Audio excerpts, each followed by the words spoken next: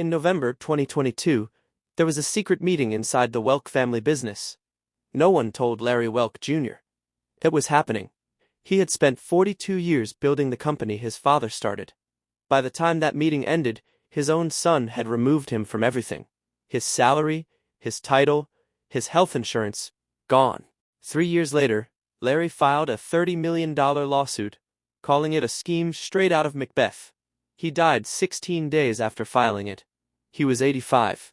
The family that once represented wholesome American values had been hiding a war that makes their television legacy look like a lie. The dirt floor beginning? Lawrence Welk was born on March 11, 1903, in Strasburg, a tiny German-speaking village in Emmons County, North Dakota. On paper, that sounds simple, but the world he entered was anything but. His parents, Ludwig and Christina, were ethnic Germans driven out of Russia in 1892. Along with many other German-Russian families, they made their way to the American plains. So when Lawrence entered the world, he was a first-generation American. But that label hides how hard the road had been. His family had lived through Russian unrest and a long journey by train and wagon before reaching a harsh open stretch of prairie where they claimed 160 acres of raw land. By the time Lawrence was born, they were still turning survival into a life. That struggle began the moment the family arrived in North Dakota in 1893. They didn't even have a proper house. For their first winter, they turned their wagon upside down, dug a shallow pit, and covered it with thick blocks of prairie sod. It became a rough shelter with dirt walls, almost no comfort, and very little protection from the weather. The wind slipped through every crack. The cold could fall below -20 degrees Fahrenheit. Inside, the family slept on straw while the storm howled outside. The following year, they built a real sod house. Even that was small and crude walls of stacked turf, a roof held by rough lumber, one small window, and a single wood stove. When Lawrence was born, the family was still living there. The place he entered wasn't a warm farmhouse from a storybook. It was a cramped sod home where the smell of damp earth mixed with wood smoke, and animals were never far from the door. Lawrence was the 6th of 8 children, which meant everything had to be shared and stretched. Food was simple. Clothes were handed down. Space was tight. The family survived on potatoes, wheat, cabbage, a few cows, and some chickens. There was almost never extra cash. Because of that, Lawrence's childhood was shaped less by dreams and more by labor. He later said he left school in 4th grade around age 10 because the farm needed him every day. He hauled water, fed animals, repaired fences, and worked in weather that could ruin crops overnight. And while all this was happening, the family spoke only German at home. Their parochial school was run by German-speaking nuns, so English barely touched his life. He grew up not just poor, but isolated. The accordion that changed everything. Right in the middle of that hard life, something entered the house that changed everything. One of Lawrence's earliest memories was watching his father bring home an accordion after a barn dance. That instrument was no small thing for a poor farm family. It was heavy, costly, and full of possibility. Ludwig earned extra money by playing polkas and waltzes at local dances where German-Russian settlers gathered in drafty barns and danced for hours. As a little boy, Lawrence watched his father's hands move across the buttons while the bellows opened and closed, and the music seemed to rise like magic. Then one night, his father let him press a single key. That one sound stayed with him. It thrilled him so deeply that he wanted more at once. In that moment, something became clear inside him. He did not want the farm to be his whole life. By the time he was about 13, he was already playing at barn dances and weddings for a few dollars here and there. He was still rough, and not everyone loved the sound. Some local bands pushed him out because he was too loud or off-key. Still, that didn't stop him. The farm taught him endurance. Music gave him a reason to endure.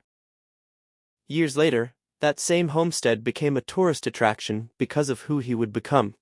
Once the Lawrence Welk Show reached millions of homes in the 1950s and 1960s, people started seeking out the place where he had grown up, the sod house, the fields, the land outside Strasburg. All of it was preserved as Lawrence Welk's birthplace. Visitors could walk through those same small rooms and picture the boy who started with almost nothing. The deal with his father. That same stubborn drive showed itself in 1920, when a deal with his father changed the course of his life. Lawrence was 17 when Ludwig bought him a top-quality mail-order Hohner accordion for $400, a huge amount at the time, and an almost shocking purchase for a poor family. It wasn't a gift in the usual sense. It came with terms. Lawrence promised to keep working on the farm full-time until March 11, 1924, his 21st birthday, and that every penny he earned from local music gigs would go back to the family until the accordion was paid off. So, from 1920 to 1924, his days belonged to the farm, and his nights to music.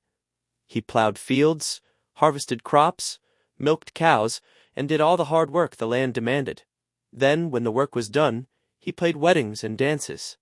Every dollar he earned went home. He kept nothing for himself. That period trained him not just as a musician, but as a worker. The farm taught him discipline. This deal sharpened it into something harder.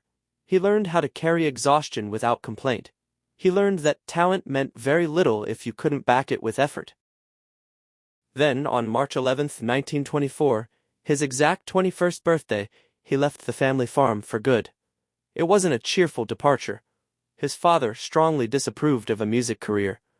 To Ludwig, it was unstable, maybe even sinful, and certainly not the life he wanted for his son. That disagreement left a wound that never fully healed. But Lawrence went anyway. He walked away with his accordion, almost no money, and broken English. The risk was enormous. He had no safety net, no real education, and no clear road ahead. Still, he left because staying meant burying the one part of himself that felt fully alive. Radio and the birth of champagne music. What followed was not instant success. It was struggle. His first professional job after leaving home paid just $15 total for the whole band, for a full week of work in 1924. Once split, it was almost nothing, barely enough for food. The band drove old cars, slept in them when they had to, and chased free radio plugs anywhere they could. Then, in 1927, at age 24, Lawrence Welk landed a daily radio show on WNIX in Yankton, South Dakota. That chance changed everything. The show ran from 1927 to 1936, and over those 9 years, it turned his group from a small act into regional stars. His accent stayed with him. Lawrence Welk didn't really speak English until he was about 21, and even then he spoke it with a thick German-Russian accent that never left.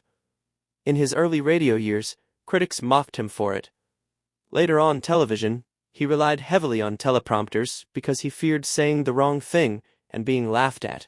But his audiences responded to sincerity. By 1938, while playing at Pittsburgh's William Penn Hotel, he began shaping the style that would define him. He called it champagne music, light, bubbly, easy, not heavy or wild, but soft enough for tired people to enjoy after a hard day. The television empire. In 1951, he took the next big leap. His show began locally on KTLA in Los Angeles from the Aragon Ballroom at Venice Beach. KTLA didn't cover the costs, so Welk reportedly put up $300 of his own money just to make the pilot happen. He was already 48. For the next 4 years, he refined every detail: muted brass, clarinets, flutes, keeping the image clean. No smoking, no drinking, no roughness. Then, in 1955, ABC picked up the program nationally. Suddenly, Lawrence Welk was in living rooms across America. By 1957, the show was reportedly reaching 40 to 50 million viewers a week. Life magazine called him the most popular musician in American history, saying he had outpaced even Elvis Presley and Frank Sinatra in reach and earning power. In 1961, his recording of Calcutta hit #1 and sold more than 1 million copies. Behind the warm smile and the famous word wonderful was a man who ran his world with strict control. Performers were expected to match the wholesome image. No drinking, no scandal. If someone stepped out of line, Lawrence could cut them loose.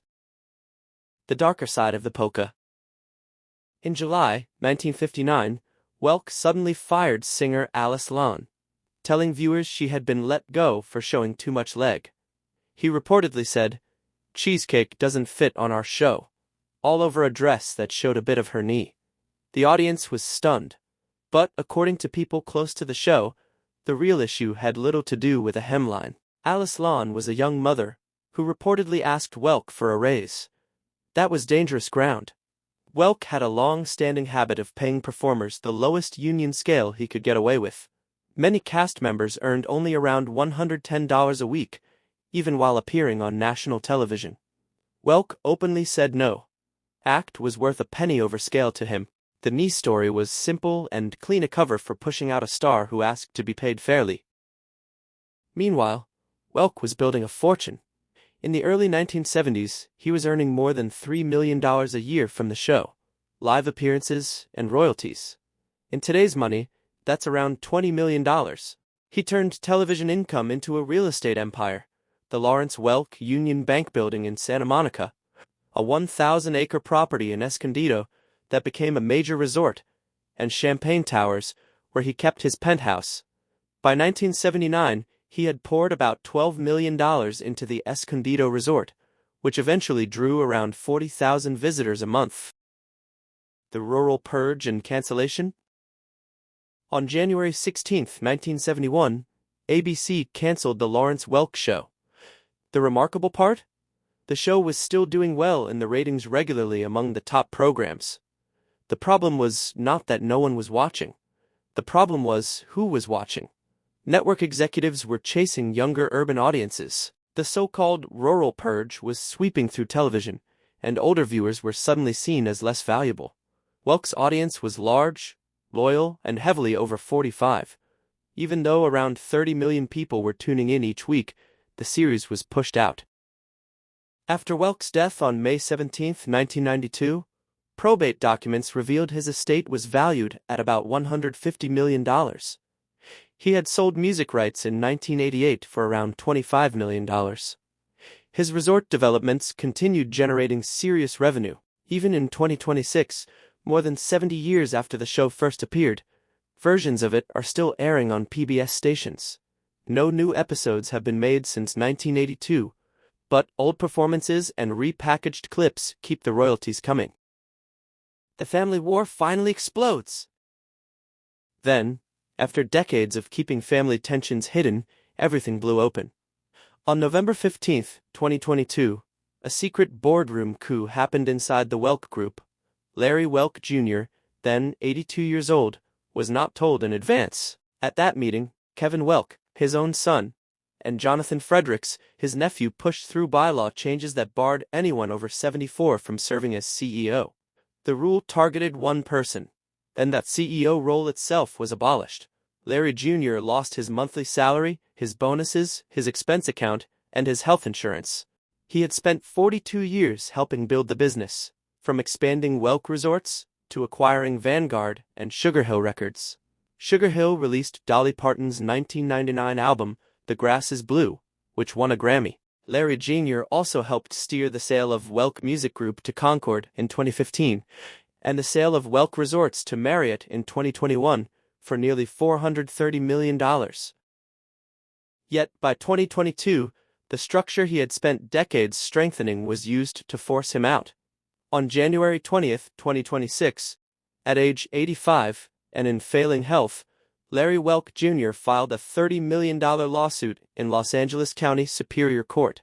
The complaint described a duplicitous scheme and compared the betrayal to a scene from Macbeth. It accused his son and nephew of rigging board control, misappropriating funds, and stripping him of authority. One claim said Kevin had used $231,782 of company money on a personal Aston Martin. The lawsuit sought dissolution of the company and both compensatory and punitive damages.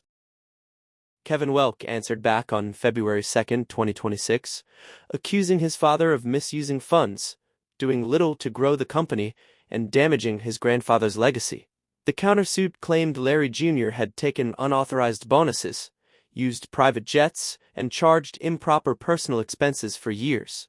Jonathan Fredericks added that Larry Jr. wanted to burn down what others had continued to grow. Public figures tied to the Welk legacy, including performers Ronna English and Mary Lou Metzger, spoke against Larry Jr. as well.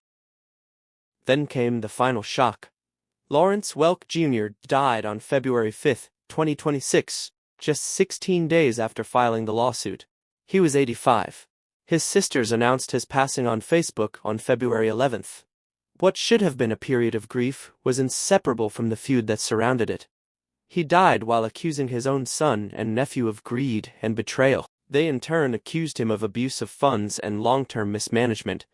There was no clean ending, no neat family resolution, just a fresh death laid on top of an already ugly war.